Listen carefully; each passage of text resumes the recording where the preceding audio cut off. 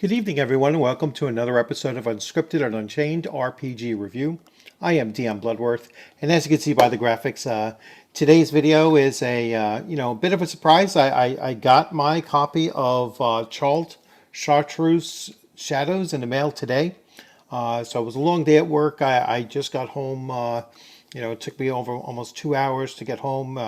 Heavy traffic from Manhattan to where I live, and very hot conditions and everything. I don't have AC in my car, so it was a brutal time. And as soon as I walked in the house, I saw this huge package, and I was like, I wonder what that is. And then I saw the sender was Venger Satanis, and I was like, awesome! I got my third hardcover of the Chalt series, and here it is. So I'm going to go through this very quickly, and briefly. It's my first time seeing it, even though I've had the PDF for quite some time.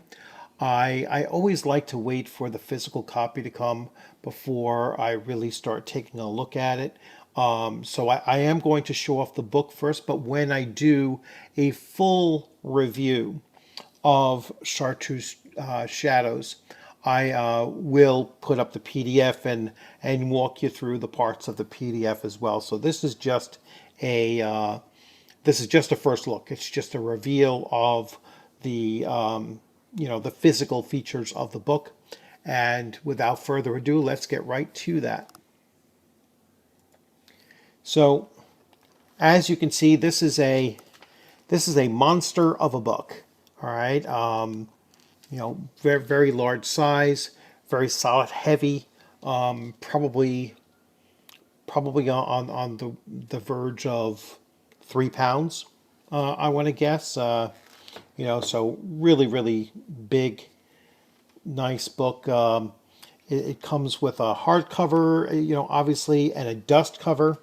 I'll show you the interior. Let's remove the dust cover without damaging it. So this is what it looks like without the cover. I mean, even that is just absolutely gorgeous. So there you go. God, this is so solid. Such a solid book. All right. I will set it back in its dust cover as I start flipping through and make sure I get it back in one piece correctly, and that way I don't mess it up. I'm going to get this ready to start showing off some of the interior now. All right, so there we go. You can see here's the full cover. It's always hard to configure the camera so I catch enough of this, and then I get the glare and it makes it hard to see.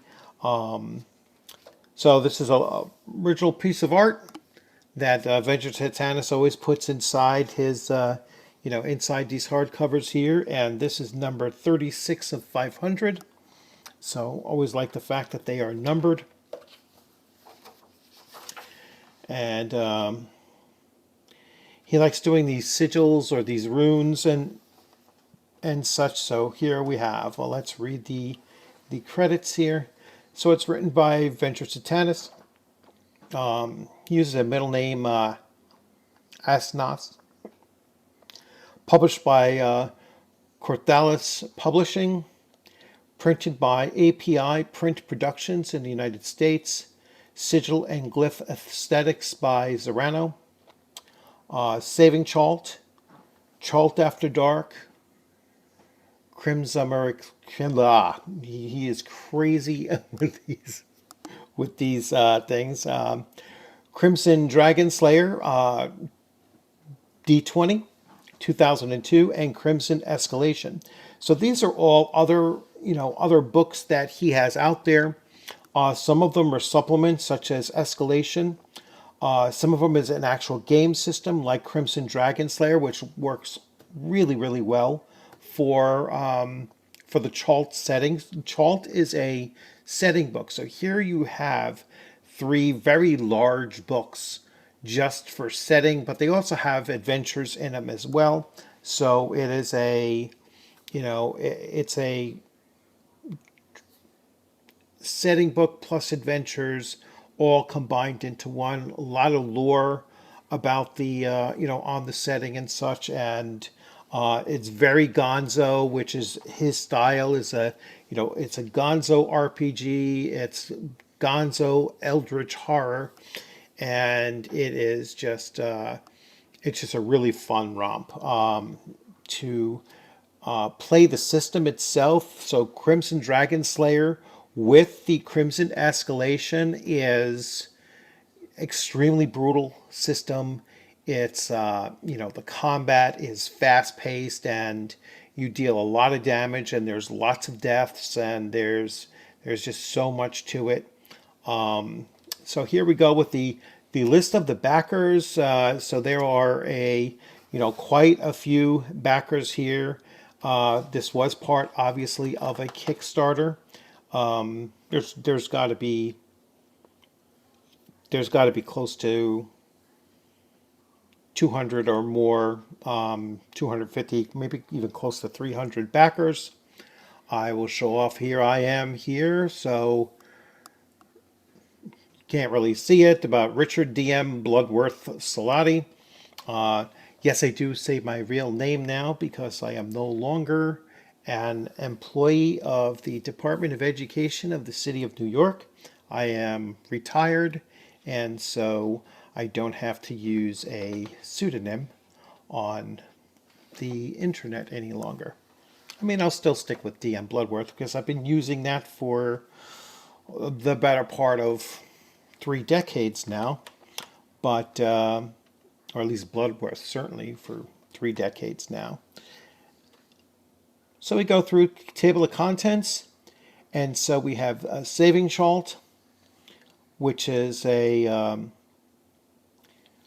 which goes through. It talks about character creation and such. So demo instead of session, 0 gaming in chalt, GMing chalt. I mean entry, orientation, expansion. What makes chalt? So reinforcing the world, badass, unexpected, and humorous. How I describe chalt.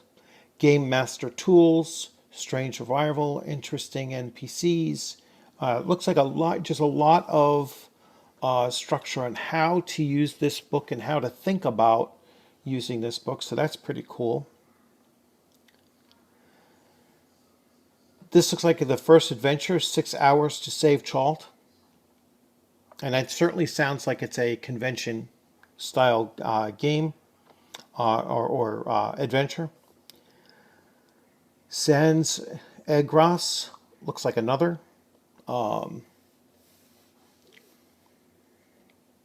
Sultana Mutiny. The Cube.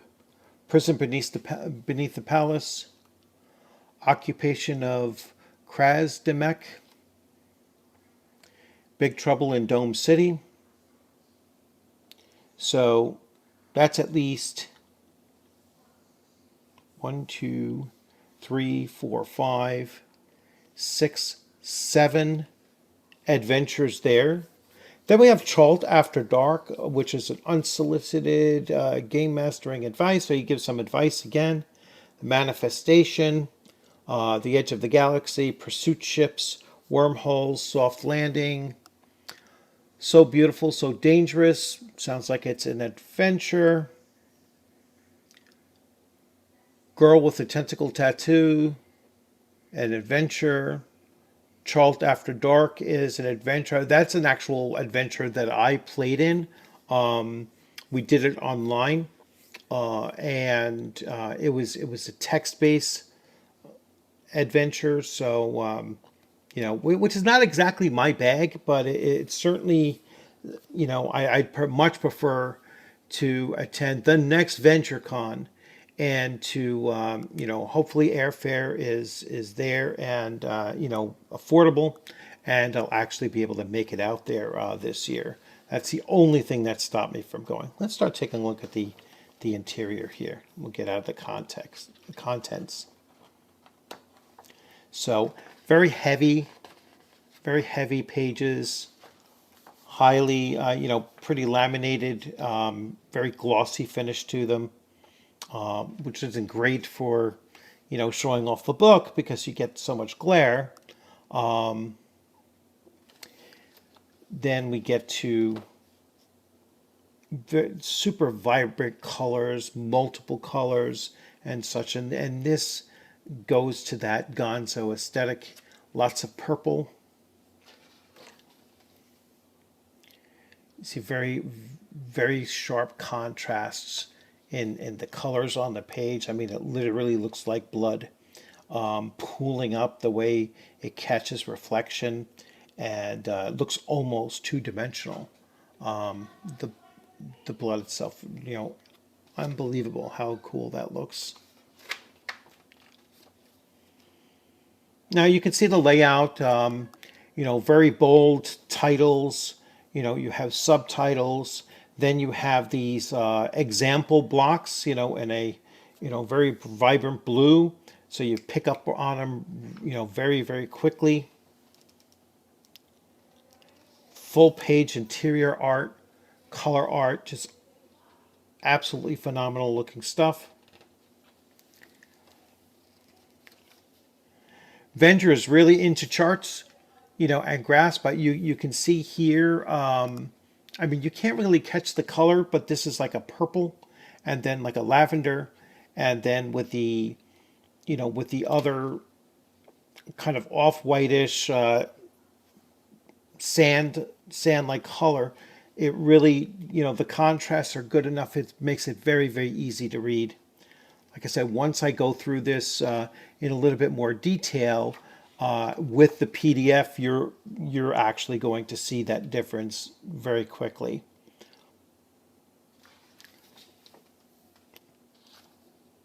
So here's a picking pockets chart with 100 results for picking pockets.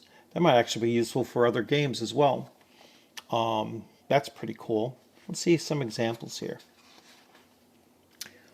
Let's, no, I don't have any dice available. 37. Let's see what 37 is. An indigo crystal eases pain and discomfort. So that is what you would have picked a pocket and received. An indigo crystal, which eases pain and discomfort. Quite interesting. Let's try 71. Hand mirror in gold frame. Okay. I said 100 different possibilities there. Again, full page art. So this is a sword. Are you heretical?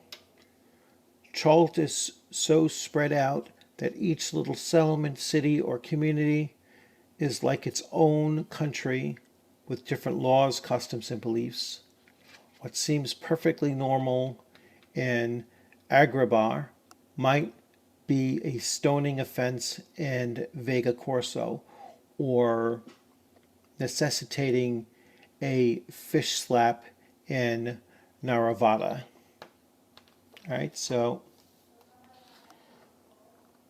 pretty large heresy chart here.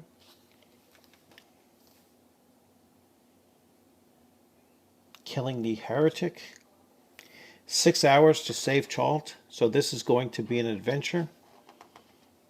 And I'm not going to spoil any adventures. Wow, you really see this bright orange, and it just jumps out at you.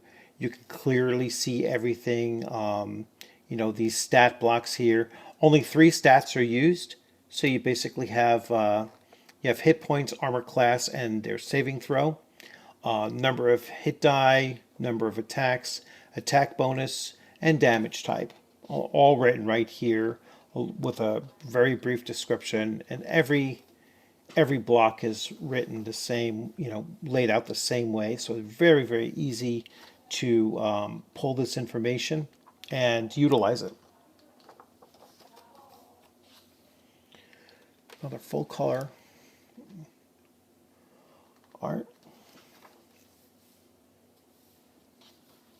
It really is a beautiful book. I mean, that's just insane. That's so bright. Let's see. Now this adventure here, he changed it up a little bit, so slightly different color. Still stands out as much as the others. This is your bit of gonzo here. So just a weird combination of fantasy and science fiction and post-apocalypse and eldritch horror, everything just kind of wrapped up into, into one way of presenting it to you. This was the cover art of one of his other books. Let's see what else catches my eye in this very early flip through.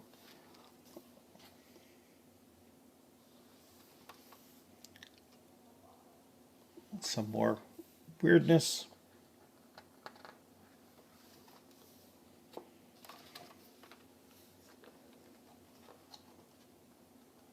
Let's see if anything like really jumps out here. Look at that art.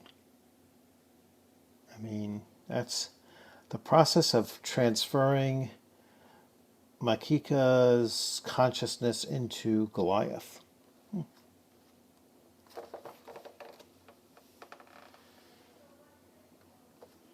So this is called Chalt After Dark. So another gaming scenario. Like I said, I played in that one, at least one of the run-throughs that he did. Although I didn't quite last until the tavern,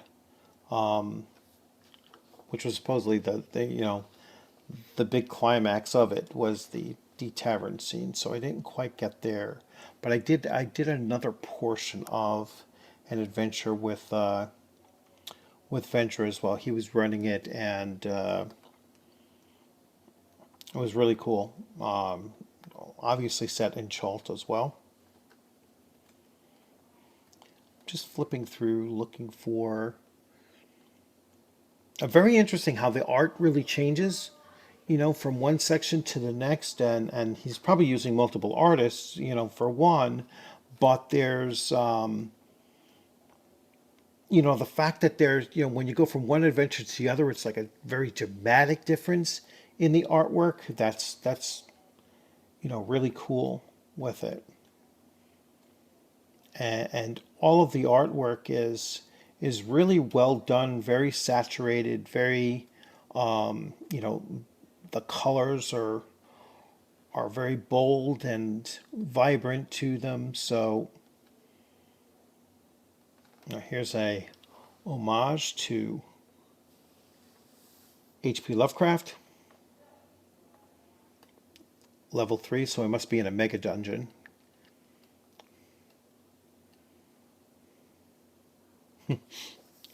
Big thing about clowns.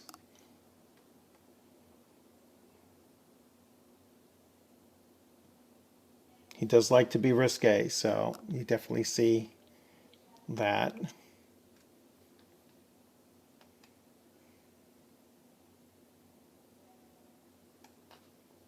So here's a good example of it.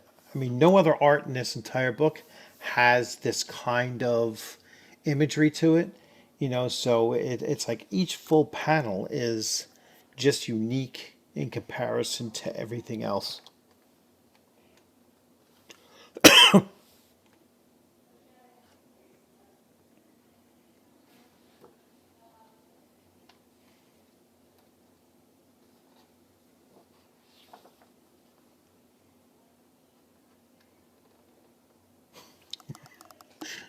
I mean, only in Venger Satanis' book will you see somebody taking a pee.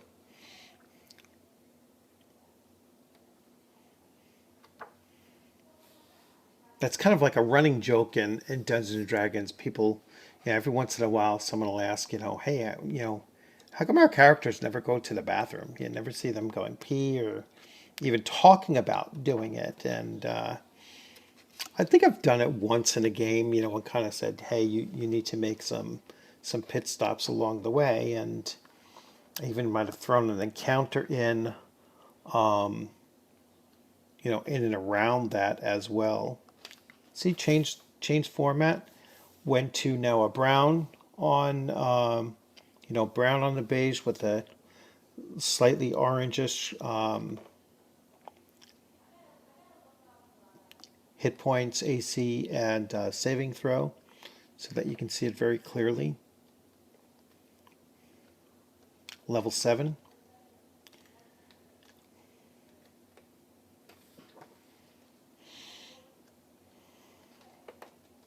I think we should be approaching the colony ship Salvation. Pretty cool maps. I mean, they're kind of basic, but they do the trick, right? And now we get to the appendix. What do you have in appendix here? The end is nigh. Various hooks and investigation. The end.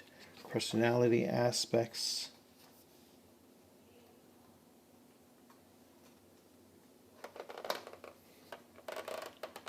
I have a feeling we're probably getting close to Crimson Escalation. Pages are so thick, it's hard to tell. Nope, that's all one page. So we're already up to like 328 pages here. Sick and tired of being a little, and I won't mention it, touched by a tentacle. So here is Crimson Dragon Slayer, and this is a game system. Very, very simple. Here's the overview. Character creation for it. You have warriors, you have sorcerers, you have priests, and you have thieves.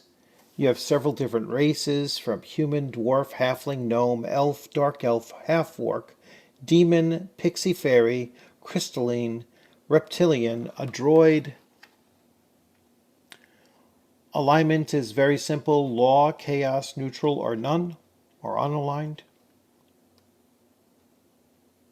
Some combat maneuvers: wielding two-handed, dual wielding, ranged weapons, high-tech weapons.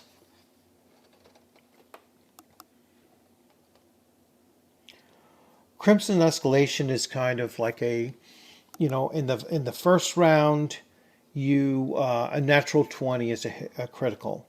In the second round, a 19 or a 20 is a critical. In the third, an 18, 19, or 20, and so on until it gets down to an 11. So 11 or above is a critical in that 11th round, and then it goes back and resets again. So for a very long adventure or combat, that's where you'd see it run through that full cycle again. I'm looking for the actual chart for Crimson. Oh, here it is. So yeah, so he does have a chart here. So round 1 again, 20, round 2, 19 and 20, round 11, a 10 to a 20. Oh, so it actually goes from 10 and above, and then it resets back to 20 again.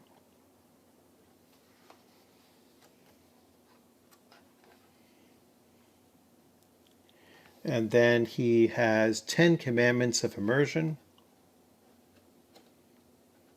But like I said, I will go over in much greater detail as I actually review the contents of the book without spoiling the adventures, of course. And of course, I'm not going to get this dust cover. There we go.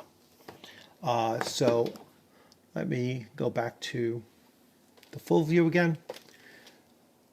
So there you have it. Venger, once again, just solid production value of this. Really looking forward to going into it now. Now that I have all three, I can, I just wish I could bring these on vacation because they're so darn heavy. But, when I get back from vacation, I'm just going to sit through and read each one. Even though I read the first one completely, I want to read the first one, finish up the second one, and then delve into this third hardcover finally. And once I have all three of them, pretty much in my head and understood, then I'll start rolling out some one shots. So looking forward to that as well. So what did I just bring up here? All right, here we go. So once again, thanks for joining. I hope you enjoyed this video. Venger is running, he usually has these up on his blog, so they're still for sale. You can still get them. Every once in a while, he'll run a like a sale on them. Like now, you can get the first two of these, I believe, for like between 60, between $30 and $40 around there someplace. At least that's when they're on sale. I know he's done bundles of these as well. So if you get, two or three of them, you pay one price, and it's usually a deeply discounted price. He recently did a video where Noble Knight Games are selling some of his hardcovers for like astronomical amounts, like $200, for this book. I got this book for maybe $50 under the Kickstarter, so yeah, so he's they're putting out these hardcovers. You could certainly get them directly through Venger Satanis on his blog, and that's how I recommend buying them as well. Unless he does a Kickstarter, just a real quick note: Venger Satanis has done multiple Kickstarters, and every single one of them, to my knowledge, and I'm really like 99% confident in saying this. He delivers on time. Sometimes they actually come faster. The quality is always top notch. He is probably one of my most trusted Kickstarters out there. I always know I'm going to get this stuff, very quickly, and it's always going to be top notch quality and always exceed my expectation. Even though at this point I'm always expecting his materials to be really well done, and then it arrives and I get a hold of it, and I'm always still just stunned at the level of quality, and how interesting the work is, and just always just blown away by this stuff. So once again, I hope you like this video. If you haven't subscribed, please consider subscribing. Getting through the summer, I always like to try to, boost the single of the channel up. And, the more people that are coming in, the more content that, recommendations that I get, and then I know what to look out for when I go out there. And, so I always appreciate it when you comment. I appreciate it even when you complain about things. So, we don't always have to agree on stuff. And, I certainly welcome when someone comes in and they correct me. Hey, you looked at this a little bit wrong. This is how you should, think about it. And I'm certainly open to that as well.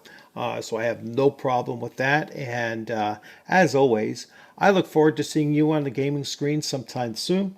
I'm hoping to get some live play at some point now that most of the world upside down is starting to right itself.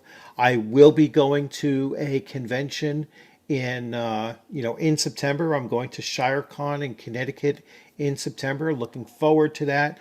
That'll be my first gaming con since 1985, so it's a really big deal. I've been to plenty of Comic Cons and other, like sci-fi conventions and everything, but never anything specifically to tabletop role playing. So I'm super stoked about that. And, as I said earlier on, VentureCon 1 was just this past weekend. It sounded like it was a great fun.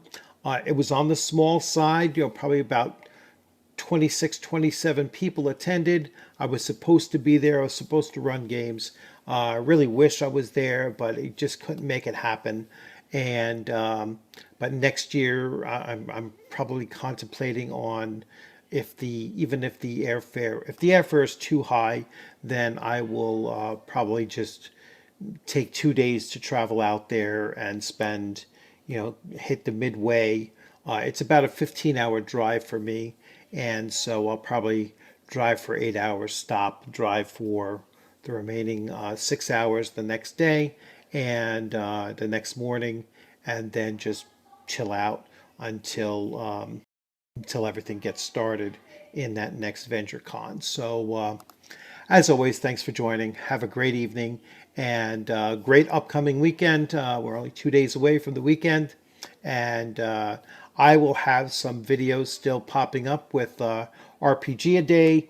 So those have been scheduled. So you're going to get 2 more of those tomorrow and the next day. And then I'll start working on those videos as well. So looking forward to that. So have a great night.